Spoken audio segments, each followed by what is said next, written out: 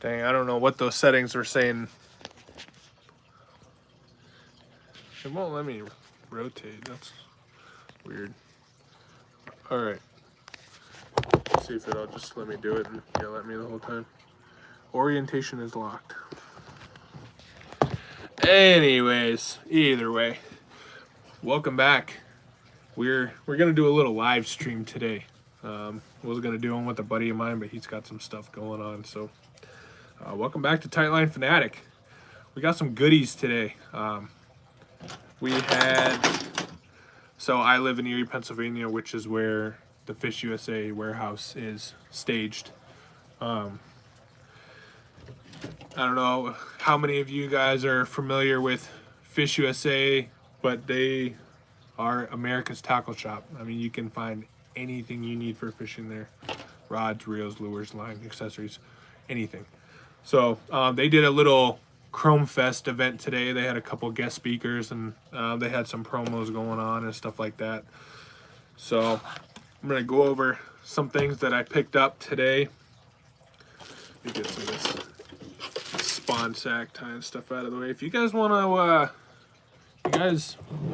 me to do a live stream tying spawn sacks, you guys want to ask some questions, let me know. That's definitely something that I could get in the works, because I go through over a pound of eggs, and that's Erie. That's not fishing New York, anywhere, no salmon. Like, this is just steelhead. I probably go through over a pound of eggs a year. So yeah, I would be more than willing to do a little live stream and see what's going on.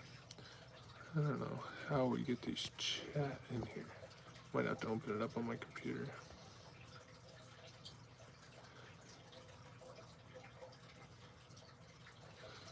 All right, I got 2 people on here.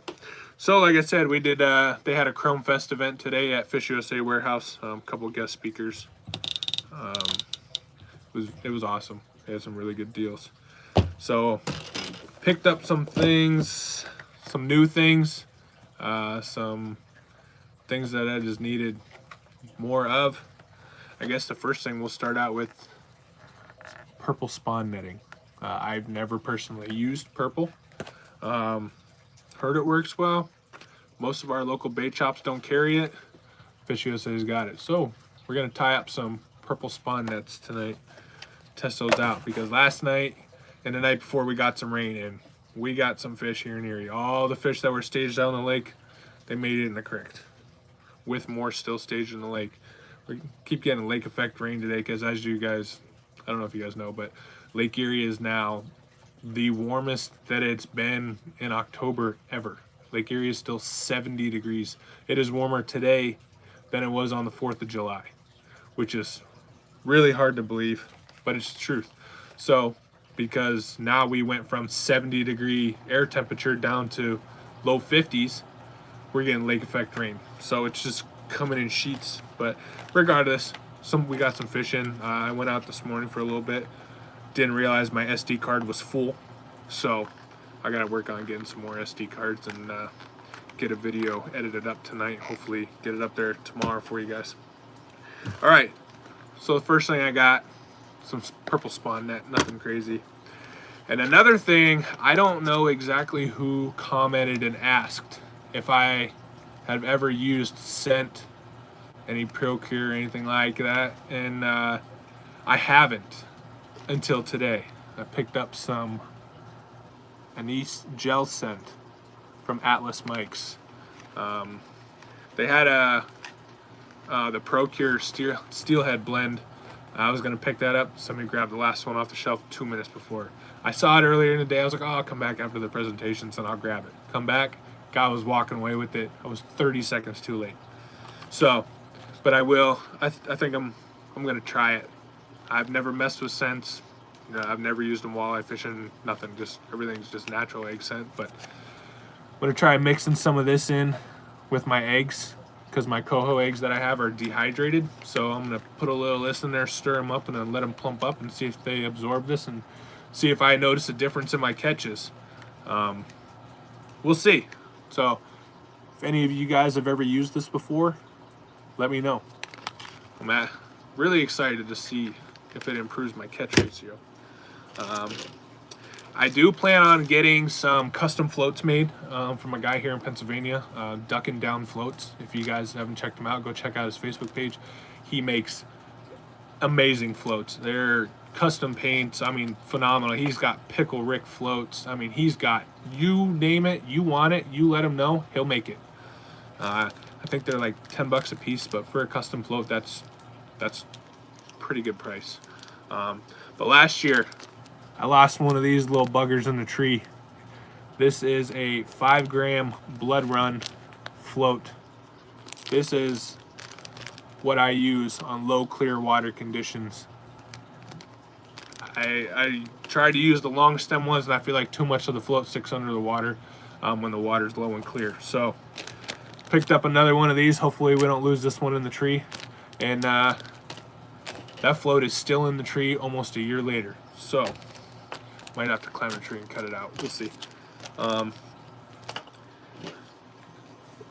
This is an Akuma rod too, centerpin reel. I don't have any rubber bands on there to hold that line, but so we're going to be taking that line off of there, and we're going to be respooling with Blood Run. I believe this is 15 pound. I think it has a 11 thousandth or 13 thousandths diameter. Went with pink. They had green, clear, pink, chartreuse, and red. I went with pink. That's my favorite color. Everybody can say what they want. That's my favorite color. So figure I'd try it out. Your main line on a center pin is never in the water anyways. You know, your float is attached to your main line, and then you run a barrel swivel, and then you just adjust the length of your leader from there. So we got some new main line we're going to be putting on the Akuma. Got that out of the way.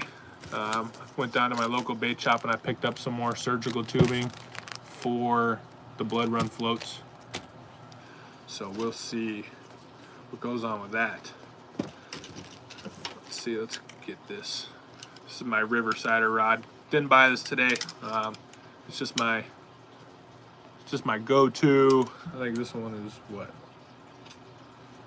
This is a 10-foot Riversider. It's my go-to everything rod. I use that rod for panfish. I use it for drifting for walleyes in the lake. I use it. That rod, I have beat the living crap out of it. I'm not gonna lie. I'm not easy on my rods whatsoever. I beat the living crap out of that thing and have not had a single issue. None of my eyes are bent, nothing. You know, sometimes fishermen get little temper tantrums and they throw their stuff on the ground. But no, I mean, the cork, it's a little worn, but no issues with this rod. So if you guys are looking for a very affordable rod at a great price point, I think they're like 50 or 60 bucks. I mean, you can use a center pin on it. You can put a spinning reel on it. Very affordable rod for somebody who's looking to just get into steelhead fishing. But down to the nitty gritty. Something I picked up today that I am ecstatic about. Let's see. Still wrapped in the plastic. So I don't know how many of you guys follow Fish USA and the stuff that they do, the stuff that they've been coming out with. But Fish USA just came out. Last year they came out with some panfish rods called the Flagship series. But I was looking at getting their 12-foot center pin rod that they just came out with like a month or two ago. But it wasn't too long. It was just a little too heavy for sometimes how light I like to fish on my center pin. The rod was rated for like 8 to 17 pound. I guess they're supposed to be coming out with like a medium light version that's like 4 to 10 pound or 5 to 10 pound or something like that. So I'll be very interested in checking that out when it comes out. I'm not affiliated with Fish USA whatsoever. I do have some buddies that work there. No, I don't get deals. No, they don't sponsor me. No, they don't give me any products. I bought all these with my own money. So we got the Fish USA Flagship series salmon and steelhead rod. This rod is a nice blue color. It's got a fixed grip, which I'm hoping they come out with one that has sliding rings, because I'm not really a fixed grip guy. It's got a very nice cork handle on it. This rod in particular is a 11-foot 2-piece light. See if I can get that to focus. 4 to 10 pound. So this will be my dedicated center pin rod this year. Cool thing is, these rods have an amazing warranty on them. You snap it, call them up, send it back, send you a new one. I mean, it's crazy. I'll read the tag for you guys here to see what it says. It says, salmon and steelhead rods. Fish USA flagship and salmon and steelhead rods were created for salmon and steelhead anglers across the world. These rods were designed and tested by Fish USA staff and Fish USA Pro members who share the same passion of the sport as you. Fish USA is proud to welcome you to the flagship family. And then it's got some little points on there. It says, light yet strong rods for battling big fish, unique bend for durable tip section, stainless steel guides that won't chip, comfortable cork handles, 1-year limited warranty. I was told by a buddy today, you snap it, you send it back. If that's only for 1 year, I don't know. If that's for as long as you own the rod, I don't know, because this says 1-year warranty, but I talked to some people today that said lifetime warranty. I don't know. I know one of the guys that I'm friends with there, he did a durability test on this rod. I don't know. It wasn't the 11-footer, but I mean, he bent this rod to high heaven. Didn't snap. No idea.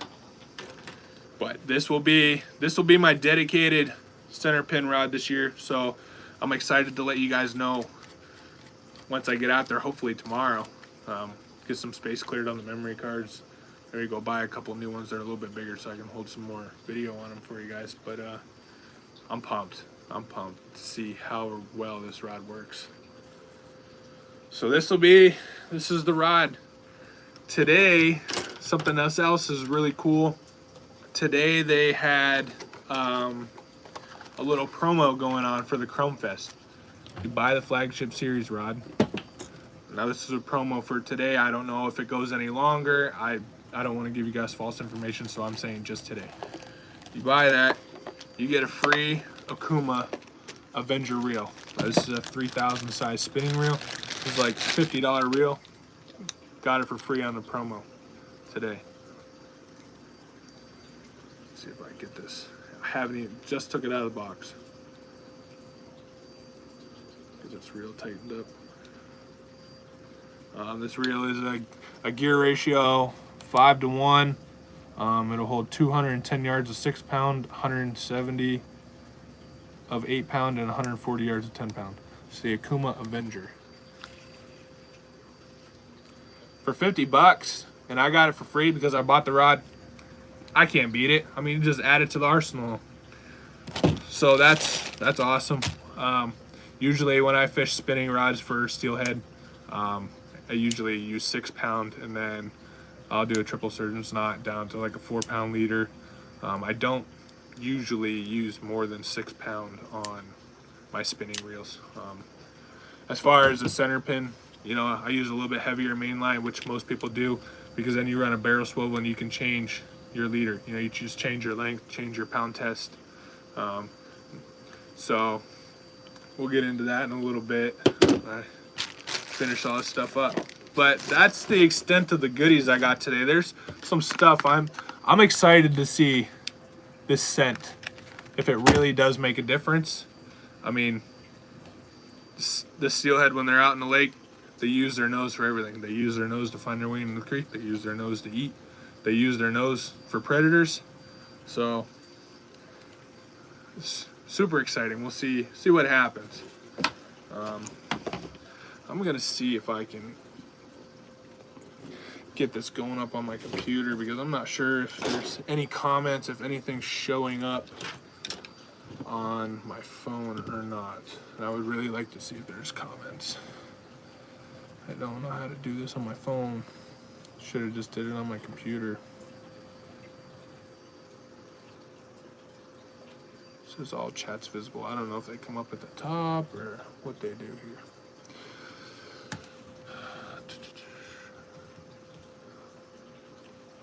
If anybody watching's got any questions, even after this live video is over, feel free to drop them down in the comments. I would glad to answer any questions you got.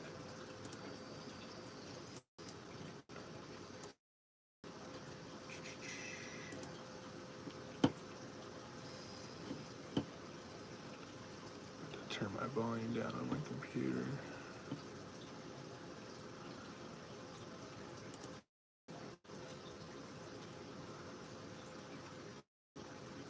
Right.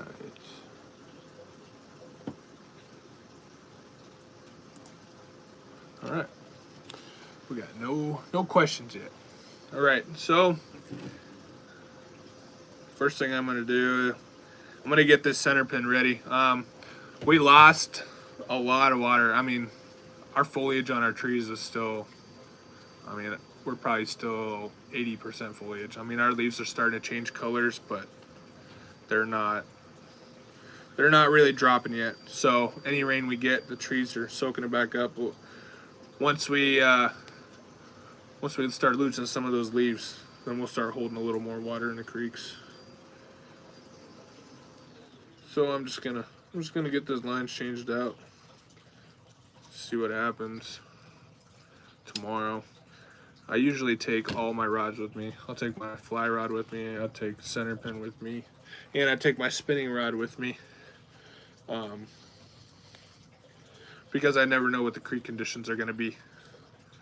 So I hopped out of my truck this morning when I went fishing. I walked across the bridge over the creek and I looked and I was like, yep, it is too low and clear. Not center pin worthy today. So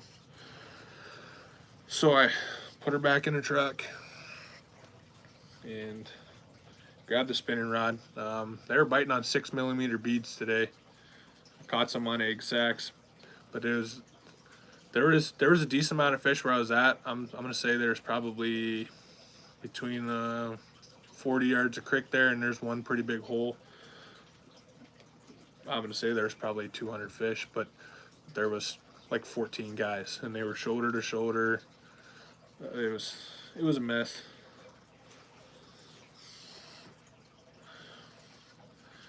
The only thing about these center pins, they hold so much line. And I don't feel like free spooling it off because then it's just gonna backlash. We got 3 people in here now. That's pretty cool. If anybody's got any questions, let me know. I'm all ears. It's kind of dreary outside. Nasty weather, lake effect rain. I'm all ears. I will be glad to answer any questions. Anybody that's just tuning in right now, I was just explaining, they had a Chrome Fest event at the Fish USA warehouse today, located here in Fairview, Pennsylvania, about 20 minutes from my house. We went out and we picked up some new stuff. We're gonna try some scent on our egg sacks. Picked up some purple spawn netting, blood run float, some new blood run line that we're gonna be putting on this Okuma Raw 2, and we picked up the brand new Fish USA flagship series rod. So we'll see what happens. The amount of fish I'm catching this year,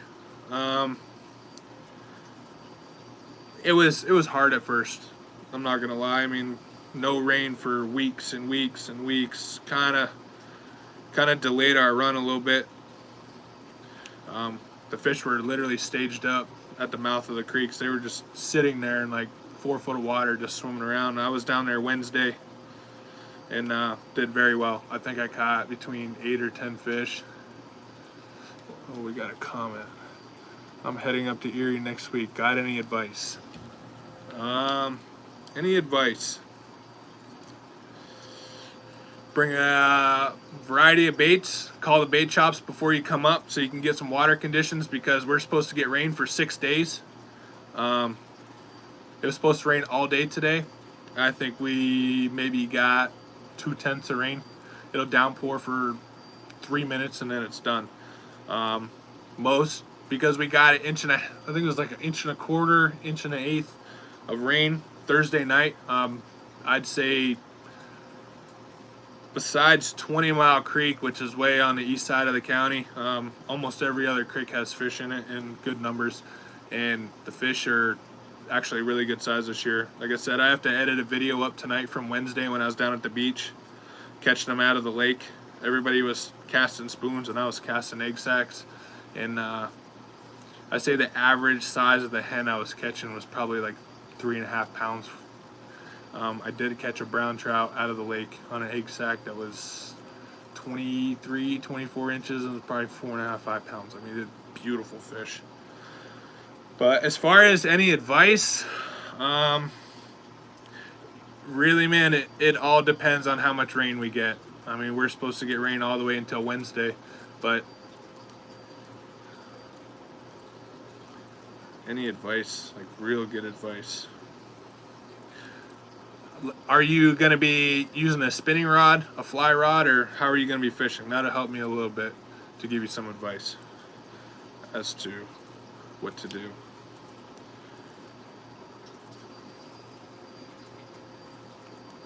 We're almost done. There must have been like 200 yards of line on this reel. We're finally to the backing. Good Lord.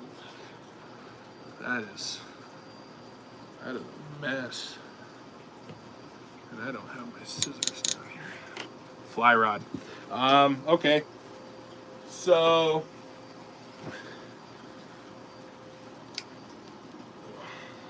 cut this real fast. Crystal meth flies are working good. Really small egg patterns have been working good on like a dropper rig. Some guys were using stone flies and catching them.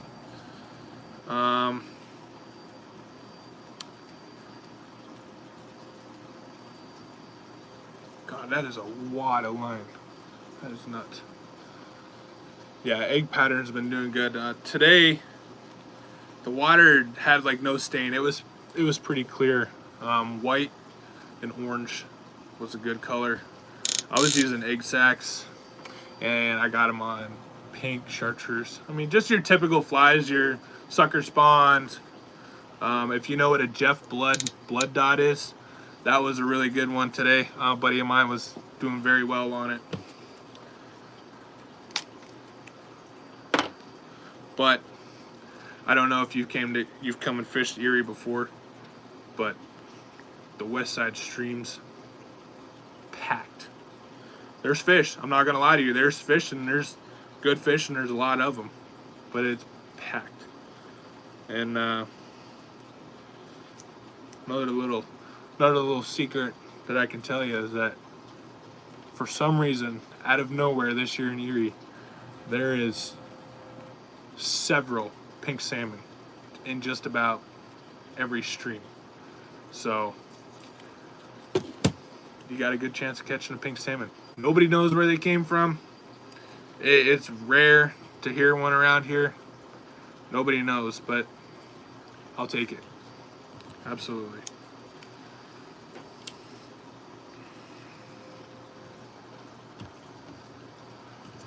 Right.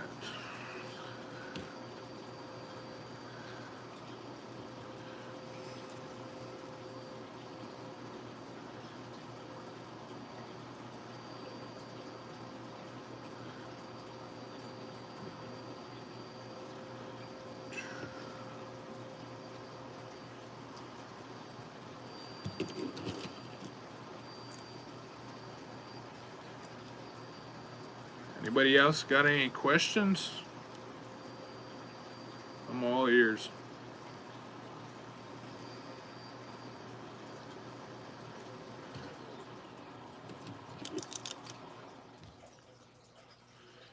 Probably should have found a different way to do this.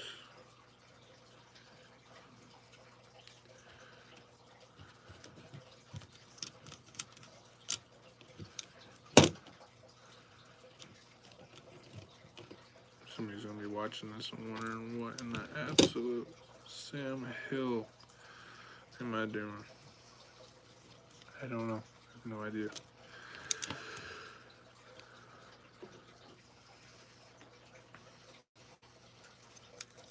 Attempting to do a triple surgeon's not feeding the whole entire spool through. Actually worked out really well. Okay. Well, that's cool.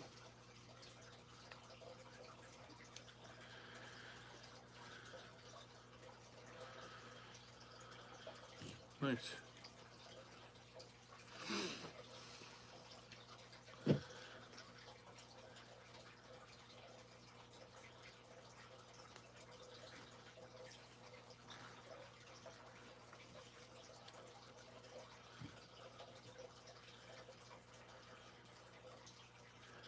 I met a couple guys at the creek on Wednesday.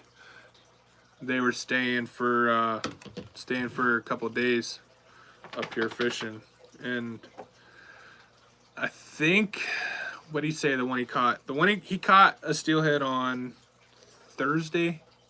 It was 30.5 inches and it was 11 pounds. That's a big fish. For around here, that's big. I mean, I know you go to New York or whatever, and that's okay, but for around here, anything 10 plus, I mean, that's a trophy. So it's something to stick through this. Right now, we're spooling up the rod with the new main line. For anybody that's just tuning in, not quite sure what I'm looking for. Looking for something to hold this spool. Yeah, maybe we'll use the Riverside.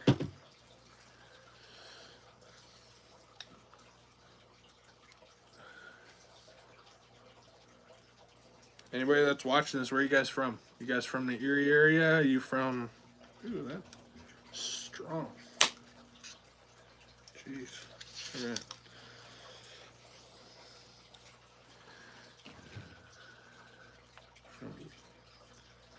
Right, let's get this. Oh yeah. Who knew the Riverside would work for spooling your reels too? What kind of rods you guys run? You run centerpin, you run fly rods? What you got? I'm looking to talk. Got nothing else to do, and I think after I'm done doing all this, I think I'm gonna be tying some spawn sacks.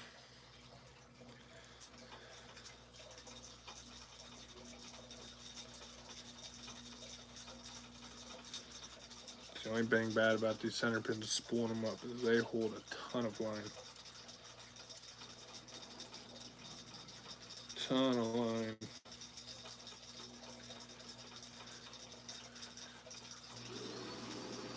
Oh, now she's vacuuming right outside the door. It's all good.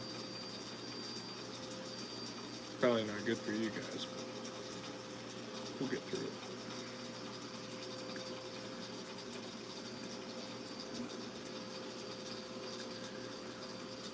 Just got a fly rod, but for the past couple of years I've been centerpin fishing.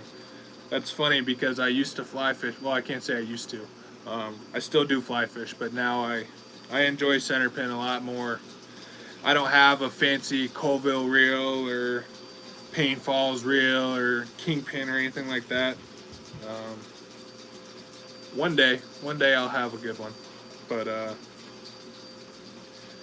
I had an Aventa, which is what I kind of got into, you know, the whole centerpin deal. And then I traded one of my ice fishing electronics for a Lamb and Glass Redline, 13.5 foot, and a Sakuma raw reel from one of my buddies. And I just sold the Redline. It was like a broomstick. I did not like it. It was just too thick, too long. A lot of the creeks that I fish around here are maybe 20 foot wide, so 13.5 foot rod just wasn't working out too well. But yeah, so far I'm really enjoying centerpin fishing. Like I said earlier, though, I don't know if you were on here, I carry all 3 rods in my truck every time I go fishing. I got a spinning rod, I got a fly rod, and I got my centerpin. Just for water conditions, you know, I might use my spinning rod for an hour or two, get bored of it, feel like making some long drifts, yeah, you can make long drifts with a spinning rod, but I'll go back, switch it out. I mean, I'll take my fly rod out for a couple hours, get bored of it, go switch out. And for me personally, I like to fish, you know, center pin on.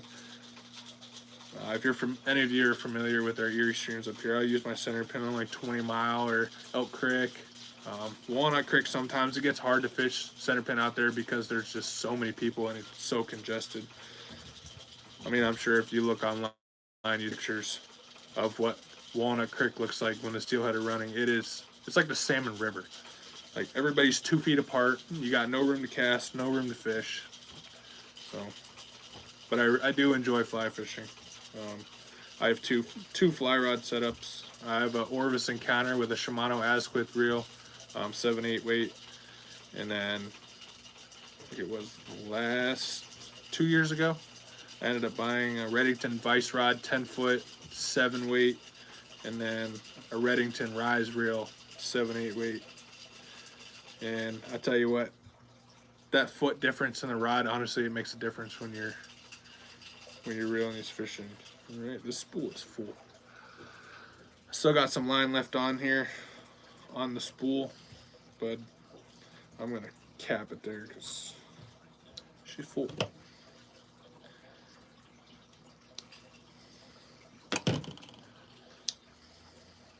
All right. What's nice about the blood run is it comes with this little thing to hold the line on there, so when you're done reeling, it doesn't just backlash all over the place on you. Pretty nice. And the line just pops back in this case, and you're good to go. Troutmaster Outdoors. I don't know how long you've been on here, but I just picked up a new pin rod today. It's the Fish USA flagship. This is an 11-foot light, 4 to 10 pound. Nice cork handle on it. Fixed reel seat, which I'm not super fond of, but I'm excited to use this. Watch, I'll break it and have to go back and get a new one. But yeah, I'm excited. It's just getting old. Cut the tag off. Just lost $50 depreciation value right there. Yeah, I don't know. I'd rather pin than anything else, but if I have to use fly rod or spinning rod, I'll do so. I don't have a problem. Don't have a problem with it. Especially in like low clear conditions. In our area, it's just not practical to use a center pin. But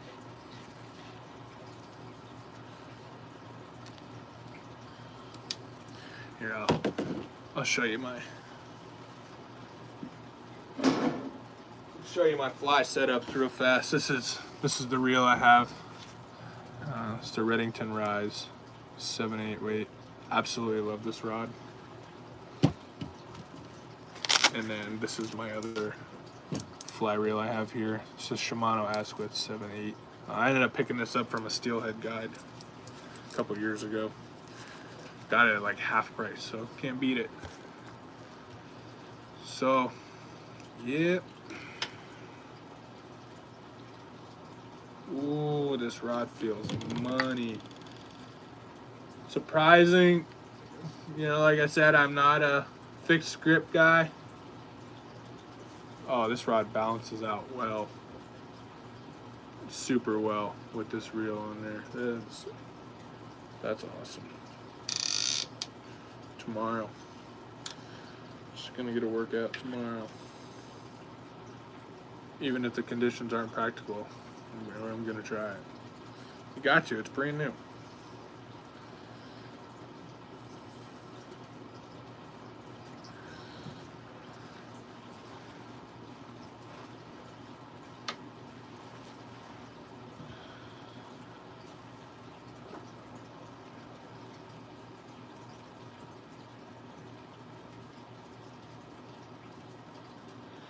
Get this line through these eyes, and then I'll go over my basic setup of how I set up my center pin as far as like float wise, barrel swivel wise, leader wise.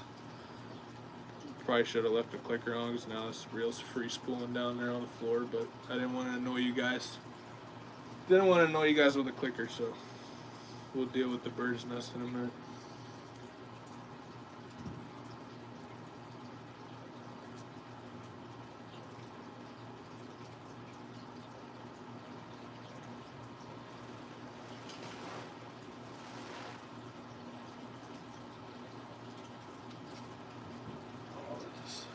Oh yeah, money.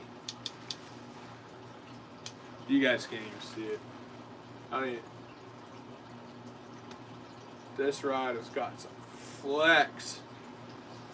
I was kind of scared because it's light action that it was gonna be, I've got to head out, have a good one. Hope to see you on the creeks. Yeah, absolutely. If you see me, stop and say hi. I talk to a lot of people on creeks. I'm not one of those D-bags that shoos you away. Absolutely. If you see me, let me know. I will 100% say hi. Ooh, that pink line with that blue rod. Ooh-wee. Oh, I'm so impressed with this rod. This thing bends. I was kind of scared, like I said, because it's a light rod. I didn't know how the action was going to be, but I'm actually kind of glad I got this over that 12-footer. That's nice. All right. Set that down for a minute. For you guys who are still watching, I appreciate you guys watching and tuning in. I tried to do a live video a while ago. I had my buddy join me, and he didn't realize that he had our video playing in the background, so it was like a double echo, and it didn't turn out that well. So, as far as pack wise, I run the Ampaqua. This thing is absolutely. This thing probably weighs 15 pounds. I mean, you can hear all the beads that I have, in thousands of beads in my bag. I have everything. I have a magnetic quick attach for my net, which I just got last year. Super impressed with it. As far as leader, I usually run the P-line fluorocarbon 6-pound. That's the usual leader I run on my spinning rods. I run it on my centerpin. A couple of my bait casters, I run that on there. Because occasionally I will take a bait caster steelhead fishing. I know, it's not something we do here in the East, but seen it on YouTube, figured I'd try it, and it actually worked out really well. I'm going to be throwing, what is this? This is a Blood Run 5.5 gram float. I'm going to be putting on this rod. We're going to need some tubing. I like to run a little bit longer pieces. Where did my knife go? There you go. I like to run a little bit longer pieces on my floats than most people do. There's one piece. Cut a little bit longer for the top.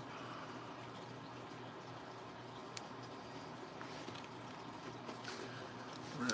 Put this back in here. I have a whole bunch of different floats in here. I got Ravens, I got Blood Runs, I got Sheffield. Sheffields they're on the cheaper end. I got Ravens. This Raven I actually found in the creek. That thing is beat up, but still works. I would rather run a balsa float over a plastic float. These Sheffields aren't bad, but I noticed where these caps get glued on, they do start to leak, and this float will fill with water. I don't usually run them too often, but like I said, I'm gonna be getting a hold of duck and down floats and have some custom floats made. So I'll be pretty excited about that. Got a couple smaller Ravens. I found this one in the creek too. It's missing half the float, but we're gonna be sticking this Blood Run on there. We'll do like a little simulation. Usually I don't set up my rods and my center pin, at least until I get to the creek, just because our conditions change very frequently here in Erie. I mean, there's not many places that you can go from being completely blown out, unfishable, water's 5 feet high, to 4 hours later, you're 1.5 feet, 2 foot high, and it's completely fishable and it's game on. I mean, it's crazy. Our weather here it's just nuts. I gotta find where I put my barrel swivels. I usually use owner hooks. You know what size these are. Size 8s. I do run size 10s, size 12s, and size 14s. But like I said, we're just gonna do a little simulation setup. Love the cap, love the bag. Appreciate it. Appreciate it very much. Are you local here to Erie or close to the Erie area? So I'm pretty blessed to have Fish USA 20 minutes from my house. It's kind of nice. A lot of people gotta have it shipped. Anything I need is right there. There's a little fix in there. I also do run, when the water's low and clear, this is 4-pound Seeger orange label. I had that on today. Had a 6mm natural colored bead on there, and was fighting a fish for, I don't know, 2-3 minutes. All of a sudden, everything. Lost my bead, lost my float, lost everything. Pulled my line back in, didn't realize that this line, to be honest with you, is from like 2 years ago. Yeah, poor judgment on me. Didn't put new line on. And it actually frayed. And I lost everything. But on a good note is, my float came off and the fish somehow managed to shake it because I saw everything laying on the bottom. I didn't feel like sitting there trying to walk in the hole and grab it off the bottom in front of all the people. So I keep a little box with all my terminal tackle. I got boxes with plastics. This is a buddy of mine's company. He's got single legs. He got everything. Like I said, not sponsored by him. So if you guys want to check that out, jigs are phenomenal. Steelhead fishing. If you've never tried running jigs for steelhead, and it intimidates a lot of people because I think you got to jig it. No, you can run a jig under a float through current and still catch fish. Flies. I mean, I don't think you understand how big. I have a giant head, but I don't even know what size this box is. I don't know, but it's huge. My fiance ended up getting this for me, so that was very nice. And the little box that I keep a lot of my beads in, opened in the bottom of my bag, so there's like 600 beads at the bottom of my bag. I should probably get cleaned up. I have a bead in my bag for probably any condition you could even think of. I mean, I got colors that people have never even heard of because I painted them myself.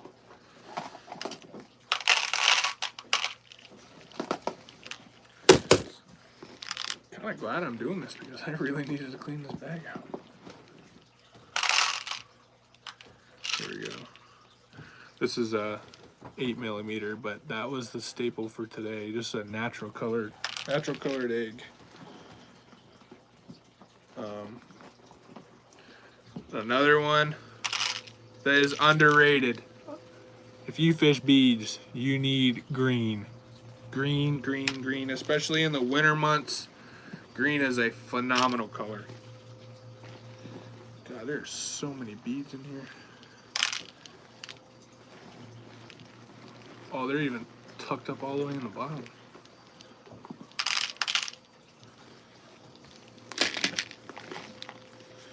They're in every little crack and crevice that they could possibly be in. I need to get a new container.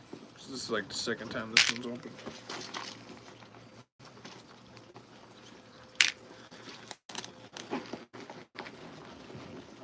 Wow.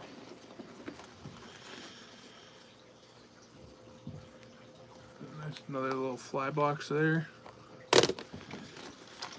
I know some people have different bags for, you know, fly rod, spinning rod. I keep everything in one bag. Sometimes I wish I was rich and I could afford another bag that was this big. I mean, they're not that expensive, but got better things to spend my money on. So I just keep everything in one bag and complain about not having enough room. Oh, there's beads everywhere. I mean, this, let me put the lid on before I spill. I'll show you guys. There's probably 200 beads there alone.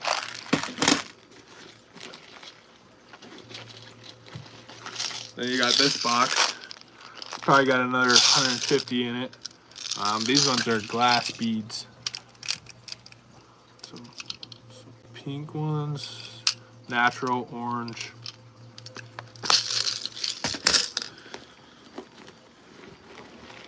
Let's see what else we got. Some more. This is a whole bag of 6mm. These are 6mm. Another bag. I know you guys probably don't want to see this, but showing the arsenal. And then this bag is fancy. It's got a fancy little pocket in the bottom of it. Guess what's in there? More beads. More beads. That's a really good one.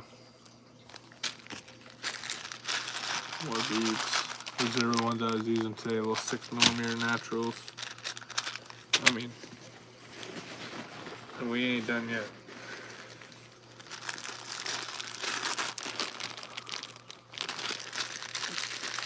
Yeah, I don't know. I don't know why I have so many. My uncle sent me a lot of them when he moved, and I just keep them. You never know what color you're gonna need. You could take half these beads out and also be like, man, I really wish I had that one color. If I need it, I got it. Alright, I'm gonna get this bag put back together really fast.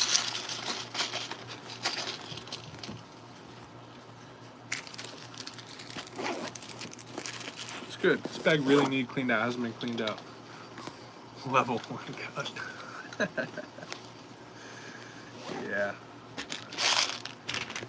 I have too much stuff. I have too much fishing stuff, but my excuse is there's always a lot worse things that I could be spending my money on. Correct me if I'm wrong.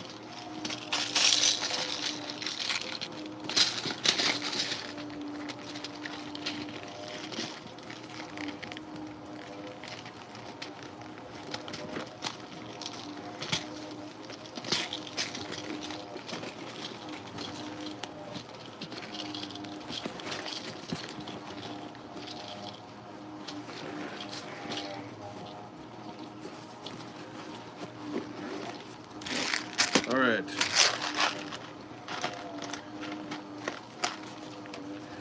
Any of you guys watching, do you guys bead fish? It's a blast.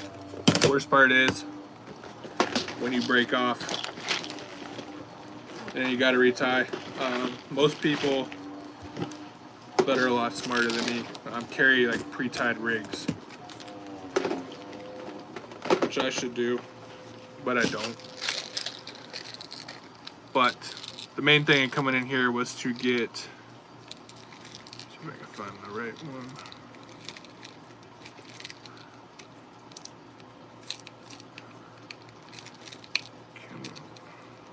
There we go. Our micro barrel, let's see if I can show this. Just a little better. Micro barrel swivel. Very, very, very, very important. You don't want that line twist when the steelhead decide to, they want to start jumping and flipping all over the place. And also you're not using the knot to connect your main line to your leader, and then you got to, cut your main line every time. It eliminates line twist, versatile for switching out your leaders. Now you guys see why I said this bag literally weighs like 15 pounds. It's way too much stuff in here. That's just the back pocket. I still have a middle compartment and a front compartment.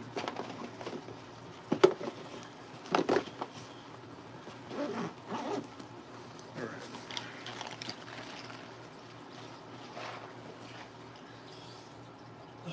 So the first thing I do when I'm initially setting up my center pin setup on, you know, start from fresh, there's nothing on here. The first thing I usually do is I put my float on. And like I said, I have 2 pieces of surgical tubing here. One's longer and shorter. The shorter one will go on the top, the longer one will go on the bottom. So I'll thread the short one on first, and then I'll thread the long one on, and that's just to get it out of the way. Because if you don't thread these surgical tubings on first, and then you tie your swivel on, then you're gonna have to cut the swivel back off to put the float on. So bobber, float. People get technical with their terms.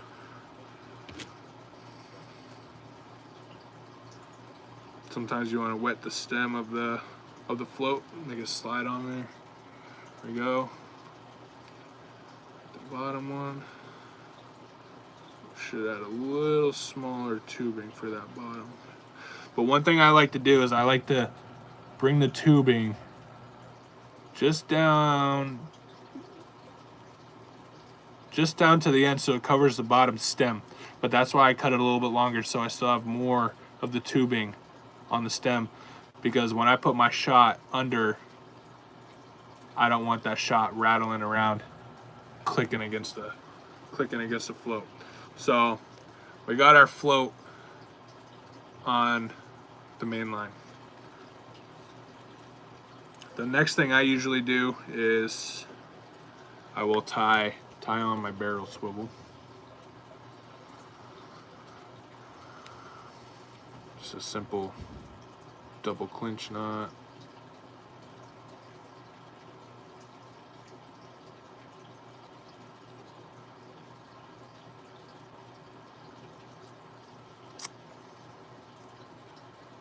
Like I said, this is 15-pound main line, so I have to pull a little bit. So we got our barrel swivel on there. Cut that tag end off. Some people will cut it right flush. I like to leave a little tag in. I like to leave just a little bit on there. So when I'm fighting a fish, you know, with them pulling, if that knot needs to slip, it's got that little bit left to slip and cinch down versus not having enough. And then your knot pulls out and you lose everything from here down. So now we got our float and we have our barrel swivel. We'll place the next thing most people would do is their shot. So basically this is a 5.5 gram float. That's not how much this float weighs, that's how much weight this float will hold. So this line right here is usually where you want your float sitting when it's in the water. I don't know all the fancy SG, SSG, AB, triple B. I don't know the specific names of this shot, but I do have a box that has like the weights on it. So usually what I'll do is I want to try to add up as much shot on here, starting with the bulk shot, the bigger shot, right under the float, going down to the smallest shot being towards the barrel swivel, to equal this. In this case, it'd be 5.5 grams. But because I'm not going to do that right now, I should to show you guys. But tomorrow when I go fishing, if I have to switch this float out to a smaller float and then I have 5.5 grams of lead on here, then I'm gonna have to cut this swivel off and slide them all back off. Let me see real quick. I'll show you the stuff I have. The stuff I have is Raven. It has the letters on there, if I can get a little close up, and it also has the weight of the grams they are. So basically, you want to put enough shot on there to equal the number on the float. But a big mistake that a lot of people have when they do that is they don't account for what's going to be on the other end of your leader. Once I tie my leader on here, if I have an egg sack on there, and you know it's a big one, that could account for a gram and a half gram, however big, you know, the egg sack is. And a lot of people don't account for that. So, you know, when they start their drift, their float's just going under because that extra weight from that spawn sack, you know, tipped the bobber over its sinking point. So I'm not gonna add shot on here right now, just because I said, like, I don't know what the conditions are gonna be tomorrow. I don't know how much rain we're gonna get tonight. It's been on and off raining all day, but the least we can do is we can get a leader going on here, and I can tie a bead up. So it's not hard to cut a bead off. Get that out of the way. So like I said earlier, I used P-line fluorocarbon 6-pound test. That's my leader choice. I've been using this line for, oh, I don't even know, probably 2 years now. It's all right. It's not bad. It's definitely strong. When I lose fish, hardly ever do I have my leader break. It's got good stretch to it. The only thing that I don't like about this is I use this on my fly rod as well. I don't run tapered leaders on my fly rod. I just run a single, like, 7-8 foot stretch of this, and then if I need to, I'll triple surgeon's knot, maybe 4-pound test below it. The only thing I notice is if you're fishing close to the bottom, this line bouncing across the rocks and the gravel, there's a lot of lines that will hold up and fluorocarbon, you know, will hold up, but this line nicks and it nicks and it nicks, and eventually I might have a picture on my phone. It literally slivers off, and it sucks. But if you guys have any different leaders you use out there, any leaders that you suggest I try, whether it's for center pin, spin, or fly rod, let me know. I'm all ears. I'm open to try anything. Hence why I took all that perfect line off and put this on there.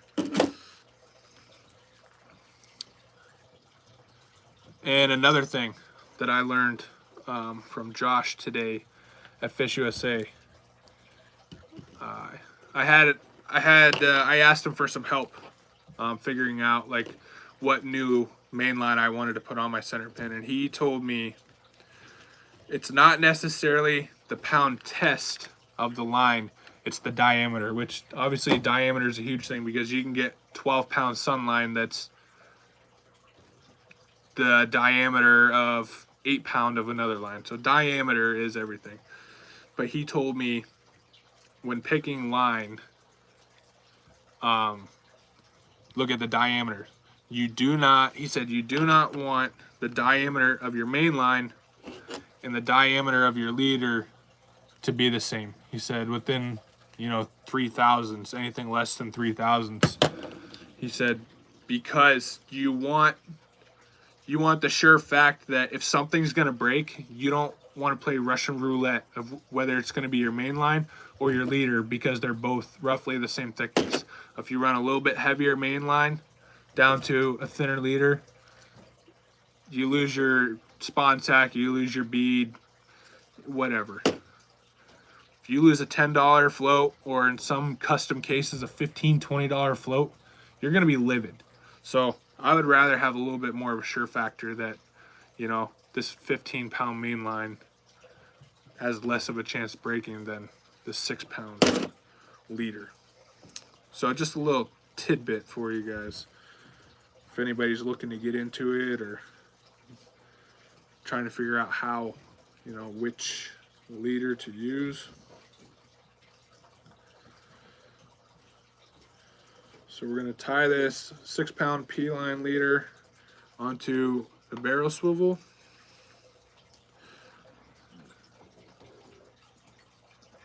I'll message you back in a little bit, Mike. Sorry, a buddy of mine's asking what combo he should buy for steelhead. To be honest, I got everything. You don't even need to buy a combo, but all right, another triple surge knot.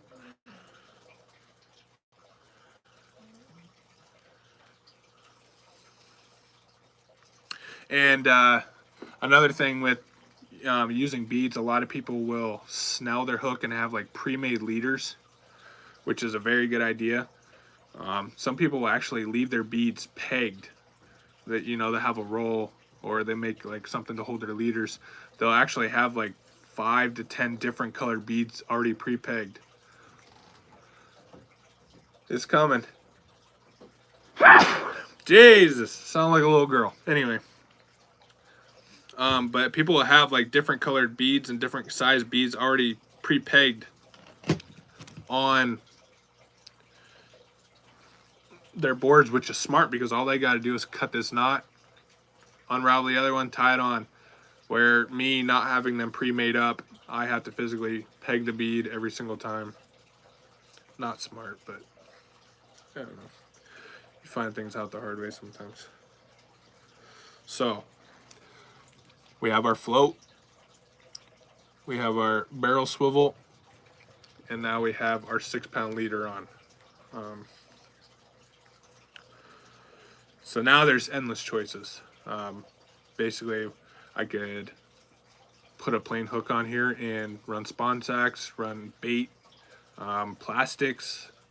I could put a jig head on here, put a bead on here. But I'm going to show you guys the whole pegging the bead process. I do have a video of this on my channel. If anybody hasn't seen it yet, go check it out. And I haven't even mentioned, if you guys would hit that subscribe button, I would greatly appreciate it. I will have some content coming out. I'm hoping to do some tip videos. I want to do a video where I don't even take a rod. I got a couple buddies that, they're not super great at steelhead fishing. It's not hard, but where I don't even take a rod. I have a setup for them. I take them out for a couple hours and basically try to teach them everything I know. That might be a boring video for some people. It might be a pretty cool idea, something some people want to see. That way it's more hands-on. You're not just sitting here watching me float. You're actually listening to me describe how to read the water, why you're going to put your float in this seam and let it cut through here, current speed, all that. So if that's something you guys want to see, let me know.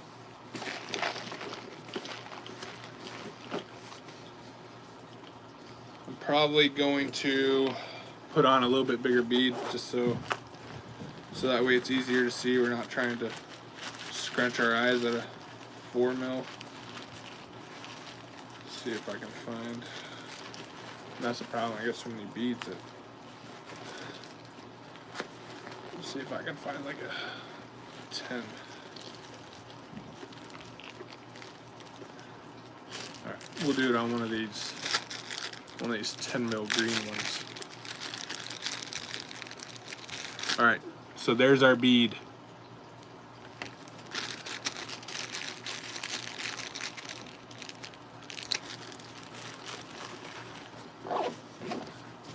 And the next thing we're gonna need is a peg.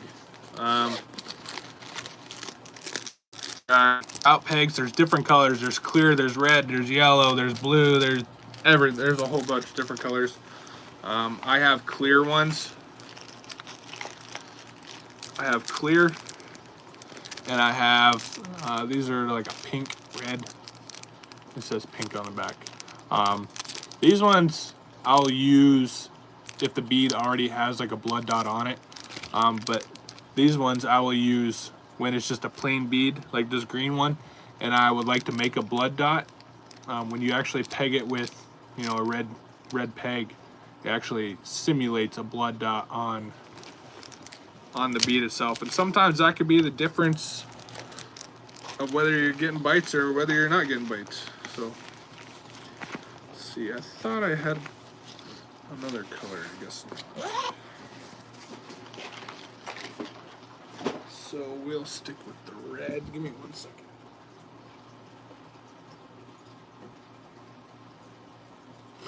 All right. Whew. It's getting warm down here. Yeah, I'll take my hoodie off. It's like 55 degrees outside.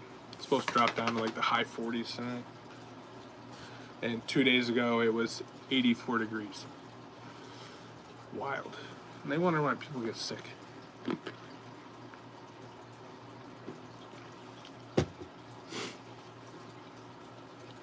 Alright. So, little recap. Got our float, micro swivel. Now we're gonna put the bead on. So, we're gonna take the leader, put it through the bead. Come on, here we go. And then we're gonna take one of these pegs and we're gonna stick it through the eyelet of the bead with our leader. So a lot of these trout pegs, they have a skinny side for like 6 mil or 4 mil beads. They got a little bit thicker side, and then it's pretty thick in the middle. That's kind of hard to see, but they're tapered. And we just lost the bead. All right.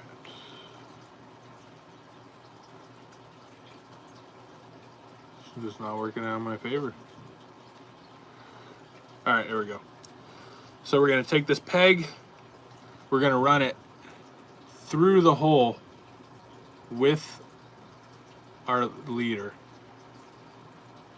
Push it through, and pull it out the other side. You don't want to reef it. You don't have to pull it all the way super tight. You just want to pull it tight enough that it's snug, but you can still move the bead up and down the line if you need to. This one needs pulled a little more. All right. And now what you're going to do, now that you got your bead pegged on there, now you're going to cut the excess of the peg off. Be careful you do not cut your main line, your leader line. Been there, done that a million times.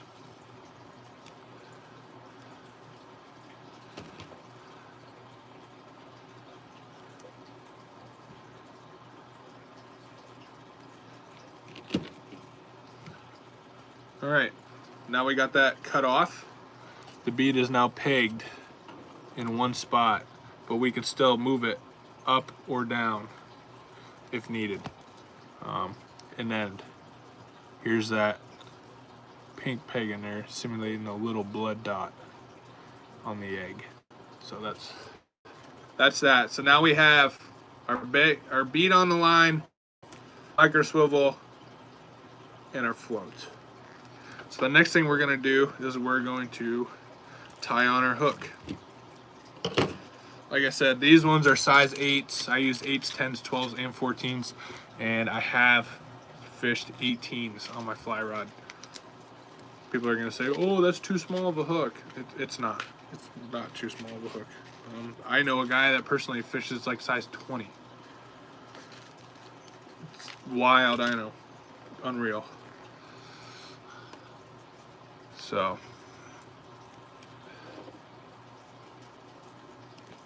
Next thing we're going to do, I'm gonna get this hook on here.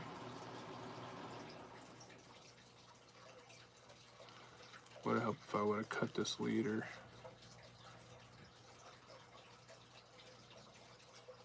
I gotta clip that end off.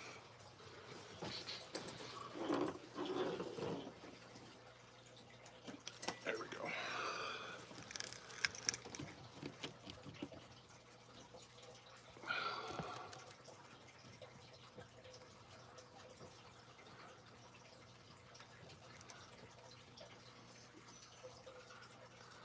Another double clinch knot. It's like the only knot I use.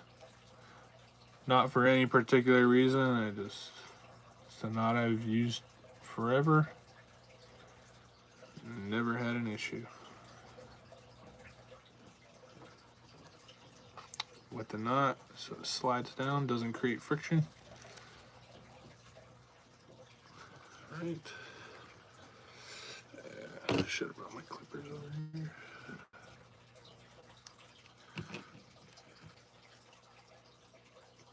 All right, so now we have our hook on there and we have our bead. So we're gonna slide the bead down. Some states I have laws how far the bead can be from the hook. You don't want the bead right on the hook like that, because when that bead's rolling, now you just lost half of your hook gap.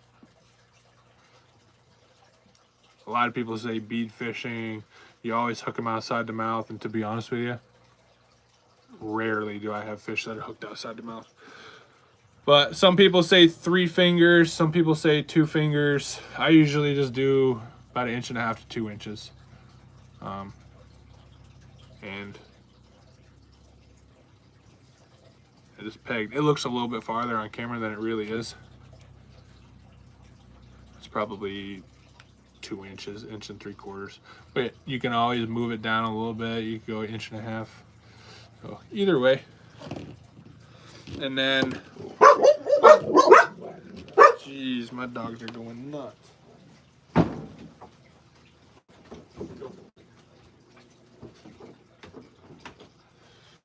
Heard the neighbor's car start and then they started freaking out. But like I said, when I clear off my memory card and I fish tomorrow, I'll do a little putting the shot on in a creek tomorrow, because like I said, I don't know. This is the size float I'm going to be using. I doubt this is as big of a bead as I'm going to be using. If I even use beads, I might use spawn sacks. Like I said, I'm going to be tying up some of these purple ones tonight. So, but yeah, what's nice about the silicone tubing, for most people that don't know, you don't have to use these bobbers just with center pins. You can use these with regular spinning rod too. And it's nice to not be limited to one size float. All you gotta do is slide the float out of there, and then I can pop in, you know, this little 5 gram, and this one's a 5.5 and this one's a 5, and it's 2 completely different profiles. And then all you do is just slide it right back in the tubing.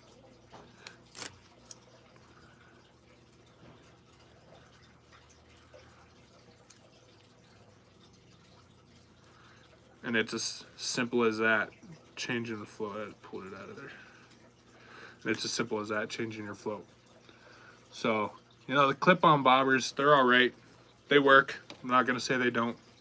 But the ones that have the little metal hooks, you know, you could risk, you know, wrapping it around there too many times and causing a nick, creating a weak spot in your line, where these ones are just run slim parallel. There's nothing pinched on the line. It's nice. So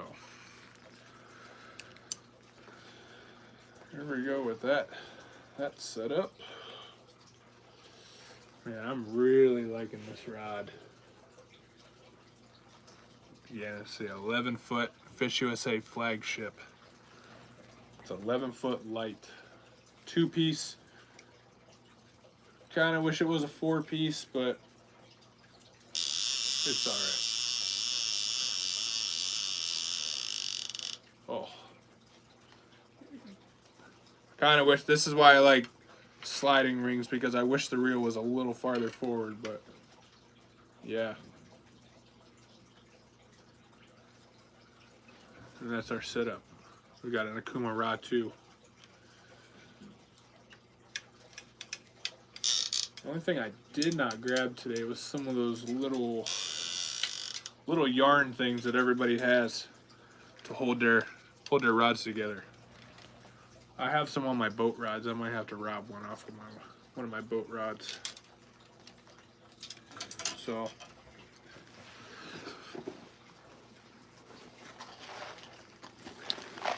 anybody have any questions, anything like that? I'm probably gonna wrap this up here pretty quick. Go upstairs, grab a bite to eat. And then I'm gonna get to you know what else I should probably get? They make mesh bags for your floats. I should get one of those. That way they're not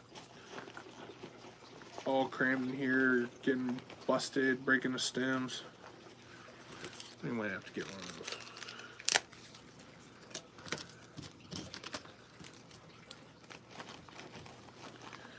Get all this stuff picked up.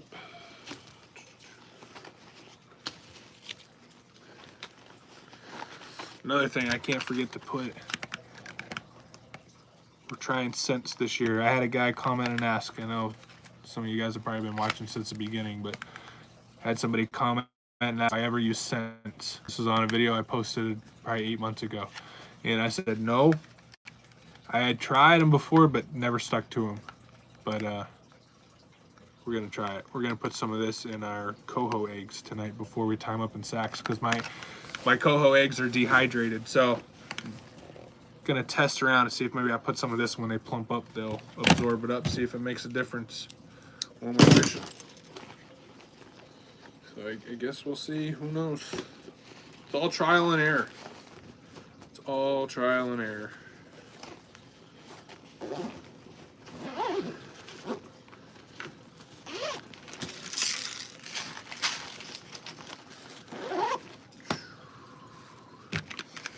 See what this says. It says guide tested and approved. Super sticky, durable for hard and soft beads. Oh, we can put this on beads. Packed with amino acid, 10 times holding power on lures. It's a nice gel scent. Looks like hand sanitizer. Let's give it a little sniff test. Woo! It smells like a mix of like black licorice and when you open up a fresh pack of plastics. That stuff's potent. Ooh. It's making my eyes water.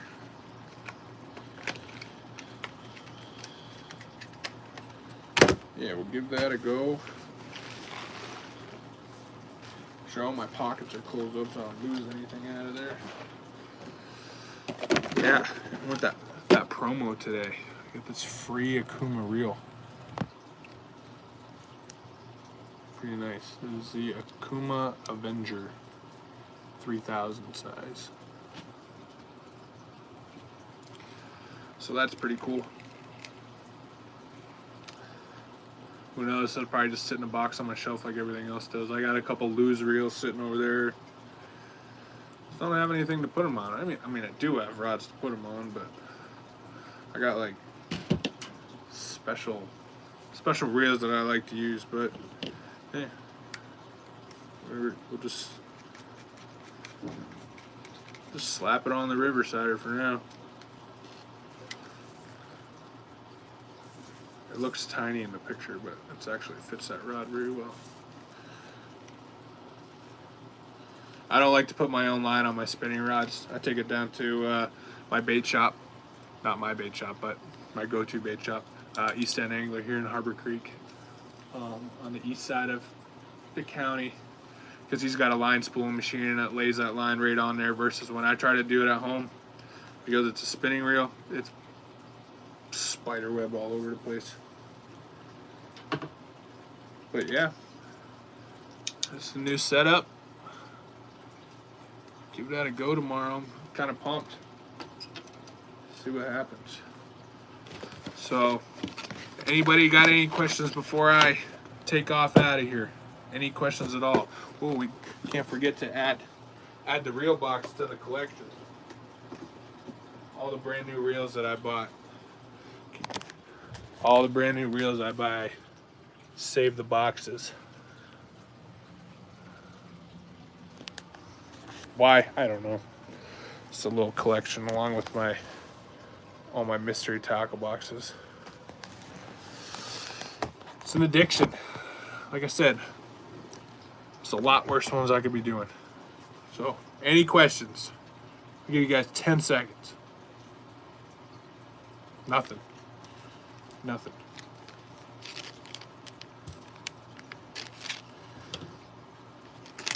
Well, with that being said, I appreciate everybody watching. If you guys like these live streams, you have to let me know. I'll definitely do some more of them. Turn on a live and tie up some spawn tacks and listen to what you guys got to say. Guys, please like and subscribe. I would really appreciate it. And I really appreciate you guys watching. Didn't really have much else to do. It's kind of nasty outside. I was going to have my buddy in here, but I guess he had some prior commitments. So, all right, tight lines. Take care.